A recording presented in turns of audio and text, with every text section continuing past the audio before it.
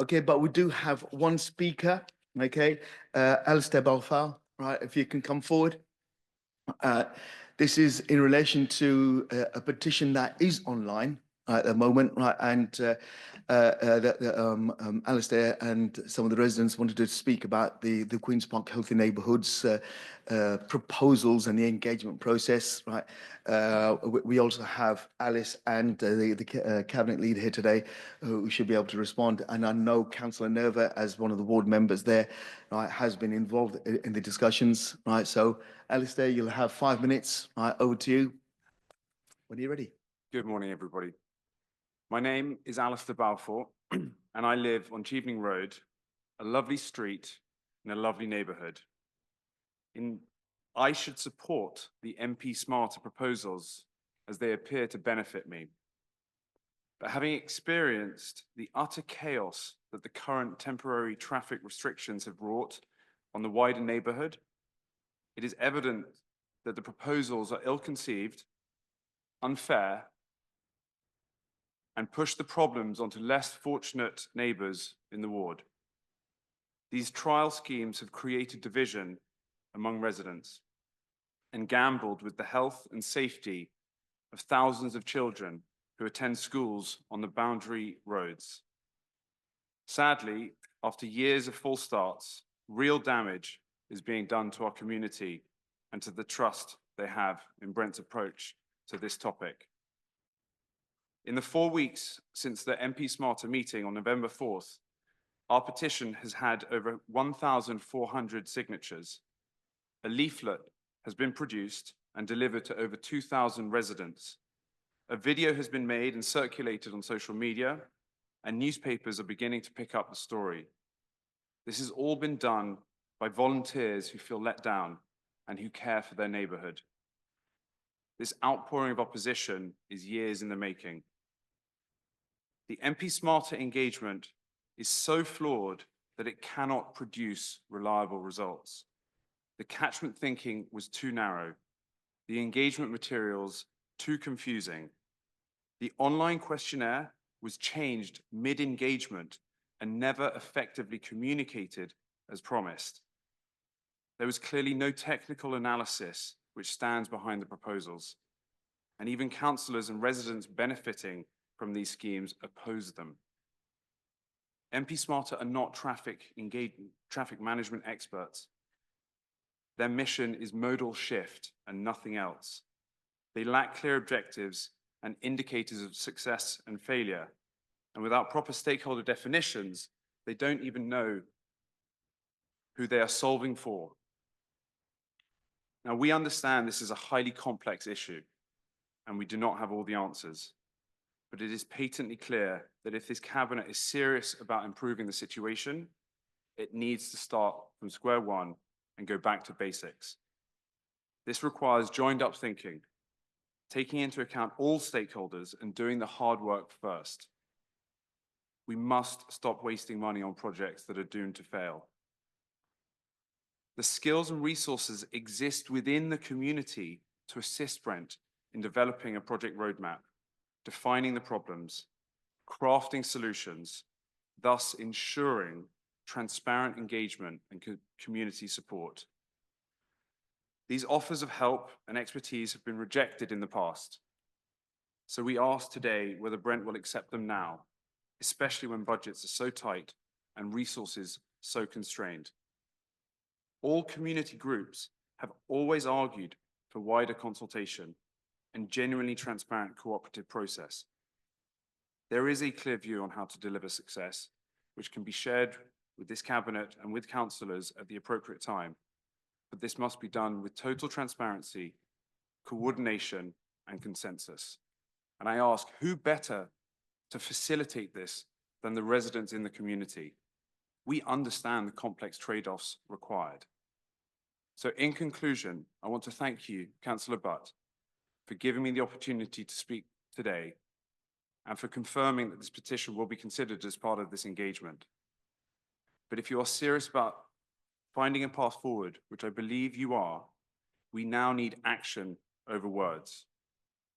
I'm therefore requesting a commitment from the Cabinet for the following 3 steps. Number one, we must stop this flawed engagement with MP Smarter. It is so tainted, it is only generating anger and frustration. Halt all hyper-local traffic schemes until a data-led, wider area impact assessment can be provided. And then sit down with local thought leaders to define what the most pressing traffic problems are. Focus on boundary schools, boundary roads and schools, agreeing the process roadmap which the entire community can support and commit real resources behind, and to use the utmost transparency in all behavior, data sharing, and communication. I want to make one final point, that we want to bring everyone together. We want to support the council's objectives for a healthy neighborhood. Who wouldn't? But we must learn from past mistakes. This must be properly planned and it must deliver improvements for the many, not just a select few. Alistair, thank you very much. Time's up as well. Right, so bang on time. I'm going to hand over to Councillor Sheth and Alice, if there's anything else you want to say. Thank you. Thank you for bringing this petition forward. Traffic, road safety, and the promotion of sustainable travel options are long-standing issues that both residents and the council are committed to addressing.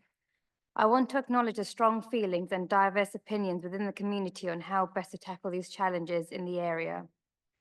Residents have consistently called for measures to reduce traffic, improve safety, and make walking and cycling easier, especially in Queen's Park. At the same time, I fully recognise that there are differing views on how to achieve these goals effectively and fairly. This highlights the importance of taking a thoughtful and inclusive approach. Let me be clear, this was only an engagement exercise and no decisions have been made at this point. We were actively seeking feedback to ensure that every voice is heard, and this feedback will play a central role in shaping any future decisions. MP Smarter Travel have been collecting evidence through a variety of methods to ensure inclusivity. This has included face-to-face engagements and pop-up events, specifically designed to reach groups that may be less able to participate through traditional channels, such as the digitally excluded, those balancing demanding work and family commitments, and others whose voices might otherwise go unheard. I also want to acknowledge the contributions of local resident groups who have provided ideas and feedback.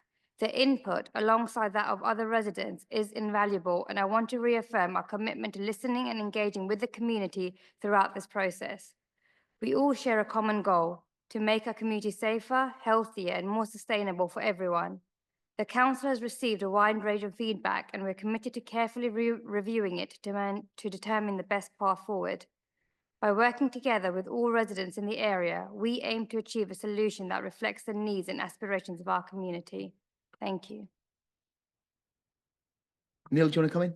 Yeah, I would just like to thank you, Alistair, for coming along today and the work which you have done.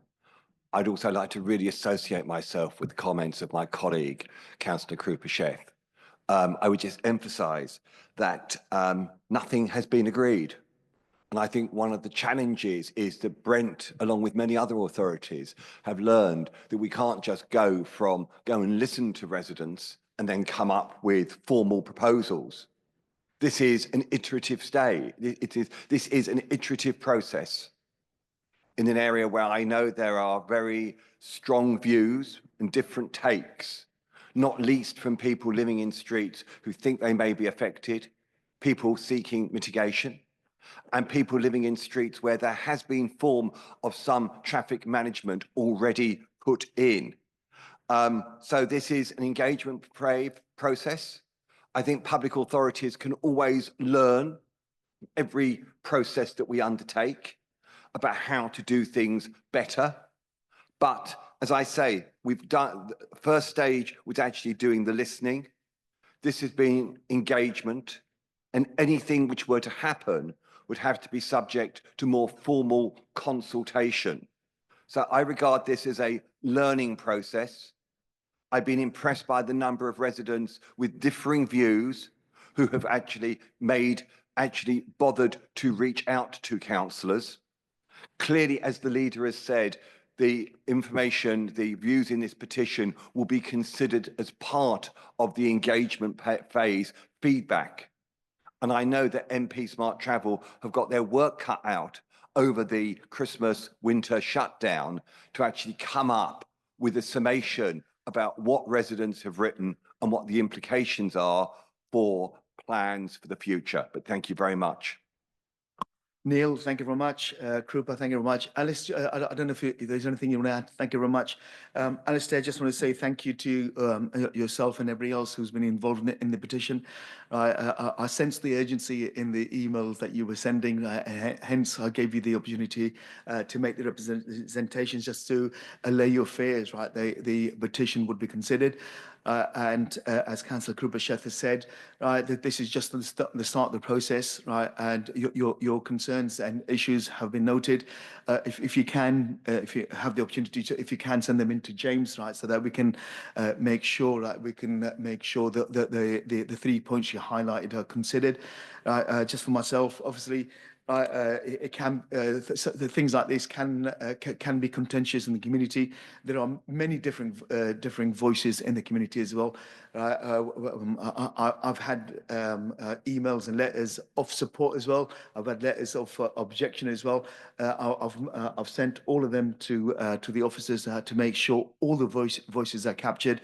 As Councillor Sheth has said, right, as things go forward, those voices will be heard in the report, and the analysis work will then go to feed into the work that needs to be done in order to make sure we get a proper healthy neighbourhood, as we've done across. I think we've got about 43, 44 healthy neighbourhoods already across the borough. That sort of just demonstrates our commitment, and we've had many a conversation with residents and associations, and I think we have come to a fairly good compromise that works for most residents as well. I'm not saying it's going to be okay for everyone. Everyone's going to agree with everything, right, that we say, but I just wanted to assure you, right, we will do everything we can to make sure all those voices are heard, and we try to find the best outcomes that work for everyone in that locality. So thank you once again for being here today. Thank you for all the work you guys are doing. So, and you're more than happy to stay for the rest of the meeting as well. But thank you to yourself and to everyone. Thank you. Okay. Okay. Democracy in action.